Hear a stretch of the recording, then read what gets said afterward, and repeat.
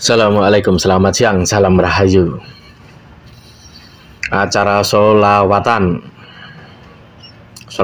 bagus, solawat bagus, tetapi konsep acara itu sudah keblabasan.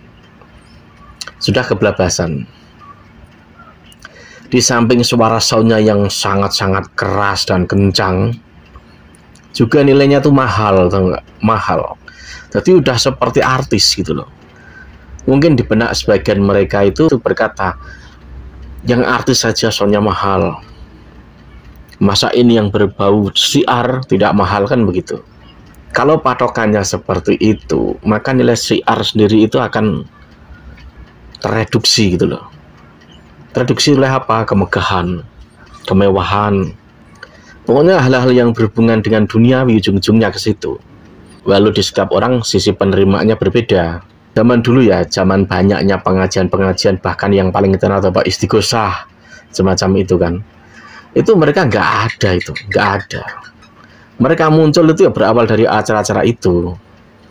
Dan harus kalian tahu loh, yang membuat besar mereka itu pemain musiknya itu orang-orang NU loh. Itu anak-anak teman-teman orang-orang NU. Pemain musiknya. Tanpa itu mereka tuh nggak bisa apa-apa. Tanpa itu. Bahkan ada nih salah satu cerita nih, mungkin kalau saya sebut kalian tahu, besar, sangat besar. Acara-acara selawatan yang di panggung gitu, bukan pengajian loh ya, beda lagi konteksnya. Itu sampai alatnya itu miliknya NU loh, kantor cabang lah NU semacam itu. Alatnya dan orang-orangnya itu pengurus di situ. Setelah ini besar, akhirnya mereka pada nggak aktif lagi di NU. Itu ada. Bahkan alatnya pun dibawa sampai sana. Mungkin sampai sekarang. Karena alatnya juga nggak dibalikin. Itu ada. Hanya diiming-imingin apa sih gitu loh. Mungkin uang 100.000 sekali panggung, 75.000. Sedangkan yang didapat mereka puluhan juta. Kekuatan yang paling besar acara selawatan justru itu pemain musiknya itu, pengiringnya itu. Tanpa itu, aduh, mereka bukan siapa-siapa. Saat dulu itu mereka muncul itu kan masih nempel-embel keturunannya Kanjeng Nabi Muhammad. Tapi sekarang udah beda. Padahal orang pun udah beda. Maka untuk era sekarang lebih baik dikembalikan ke seperti masa dulu. Istighosah, pengajiannya semacam itulah. Kalau untuk acara-acara yang super besar semacam itu, konsepnya semacam itu nggak semua orang bisa nanggap. Kalau orang satu tanggap gitu loh. Jadi mengundang mereka, menghadirkan mereka gitu. Itu nggak semua orang bisa. Terkesan apa ya? Terkesan itu tadi. Nilai pengeluaran kosnya itu terlalu besar. Belum lagi siar dakwahnya itu minim. Kebanyakan ya main musik seperti itu, model-model hadroh semacam itu saja yang coba dihitung saat mendatangkan seperti itu. Misalkan biayanya tuh puluhan juta, coba dipakai untuk menghadirkan kiai. Jadi berapa kiai? Jadi berapa acara? Iya kan? Kritik soal sholawatan yang terlalu heboh, yang demikian dahsyat soundnya itu udah lama ada sesungguhnya, udah ada 1 tahun yang lalu udah dimulai kok. Banyak para kiai yang mencoba mengkritik itu ada, tetapi masih malu-malu, masih nggak enak karena belum ada tesis, karena belum membaca tesis. Kalau kita melihat ke belakang, salah satu tokoh yang paling, jadi dia ini memandang orang tuh sama saja gitu loh, memangnya siapa kamu gitu loh, itu Gus Nuril. Itu tokoh yang pertama kali yang bisa dibilang frontal dengan mereka dan sangat beda. Padahal di lingkaran pergaulan Gus Nuril, Habib juga banyak jadi temennya. Cuman memang Gus Nuril saat itu dia mengerti si Habib-Habib yang bisa dibilang agak beda lah.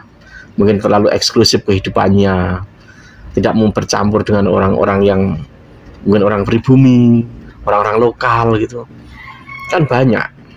Apalagi kalau melihat ada Habib-Habib gitu yang bersuara lantang di atas medan demo gitu, di atas panggung demo gitu, itu dikritisi habis.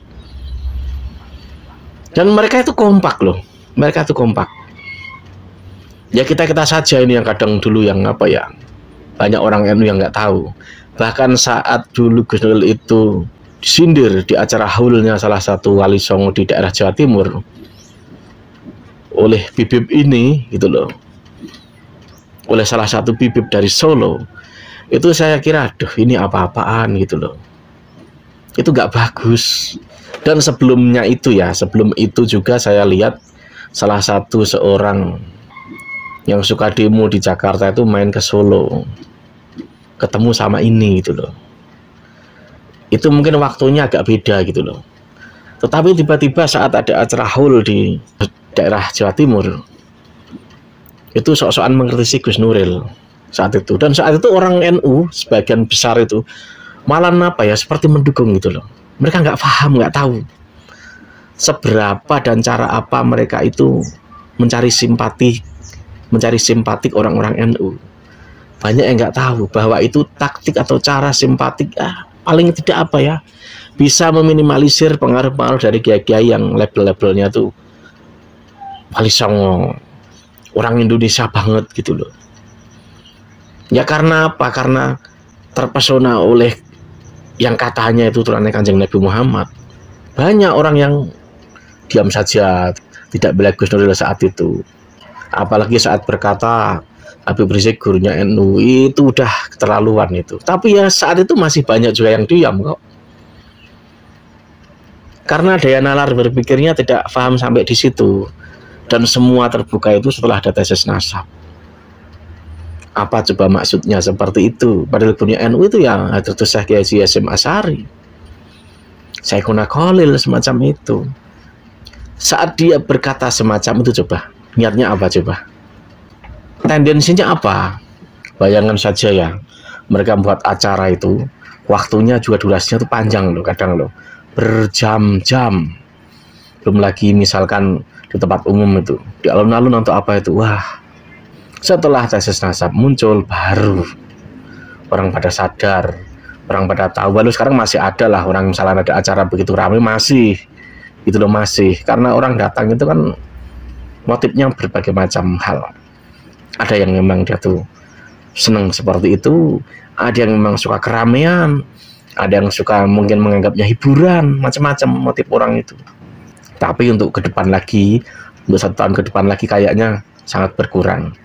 Karena apa? Kalau tidak ditanggap orang NU ya mereka juga nggak laku. Faktanya semacam itu. Nah ini ada video dari sahabatnya Gus Dur, juga muridnya Gus Dur, Pak Acun, Kiai Wahid. Untuk yang mau tahu video lengkapnya di Soko Tunggal ada. Ini dia. Saya dapat teguran dari Kiai Mustofa Bisri. Tanyain gitu kan, sampai ngaji ini, ngaji ini ada musnidnya enggak, ada sanadnya enggak. Sebetulnya dia kekhawatiran sekarang kepada warga NU,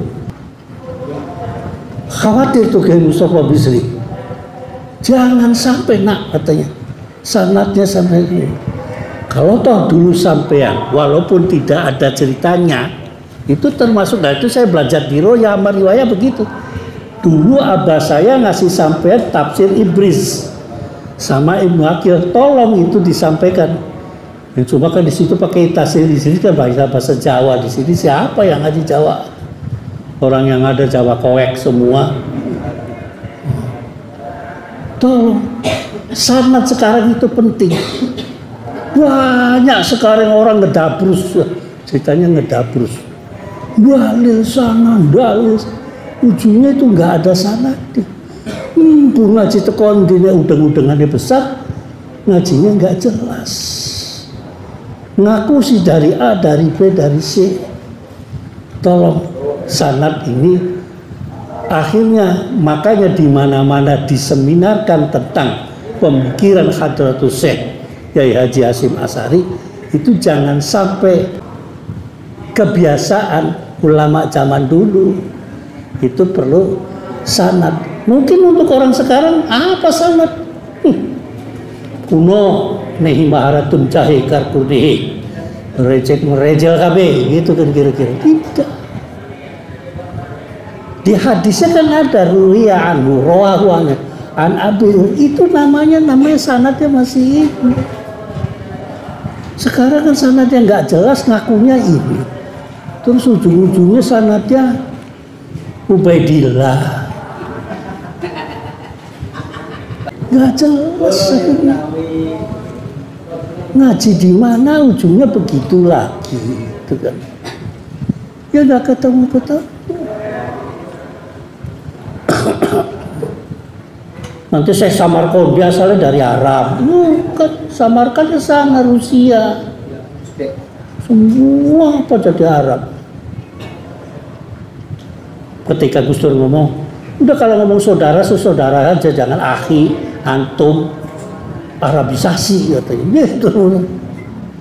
Makanya Tebuireng menolak Arabisasi, bukan karena benci kepada Arab. Apa Arab di Pondok Tebuireng itu diganti Pondok Pesantren Tebuireng? Enggak. Gontor nggak ada tetek pengeknya. Lirboyo. Sekarang kalau udah al-usul itu kan nggak seneng gitu kan. Maka saya pun mondoknya di mana? Soko Tunggal. Oh, kan? Nah, nanti kalau mau Soko Tunggal, wah aliran apa nih gitu kan? Apa maunya gitu kan? Mau Soko tu imadun wahid gitu kan? Itu kan imadun kan Soko, as-sholatu imaduddin, tunggal satu. Saya mondoknya di ada imadun wahid gitu. Ya Arab kan.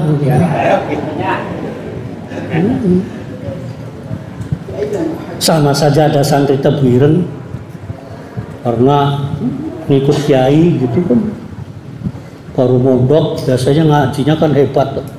Alhamdulillahirrahmanirrahim walaupun gitu kan, ditanyain sama kiainya,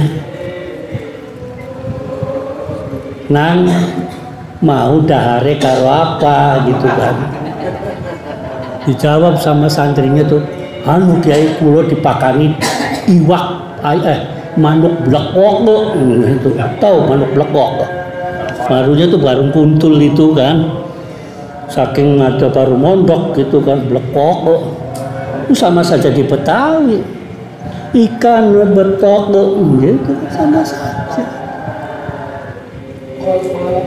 Kol-kolatun ya sebuah kok jadin gitu kan. Ya karena ya ilmu tajwid iya gitu, tapi ya nggak sama. Nama saya Abdul Qadir. Ya Abdul Qadir aja lah. Saya lagi diuber-uber gara-gara ngomong iramanya orang Arab itu Habib Syekh. Waduh, untung pada nggak kenal saya ya. Gara-gara ini nih.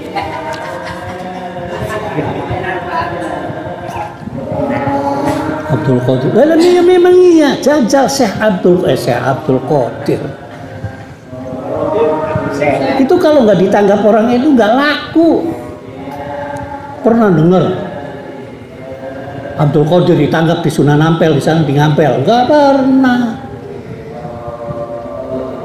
Kampung Arab di Tanah Abang? Nggak pernah. Udah mahalnya bukan main kepala. Pernah ditanggap di Ciganjur. Saya juga menyaksikan bayarannya itu. Mahal betul. Sementara sama saya ngasihnya 400.000, di situ 40 juta.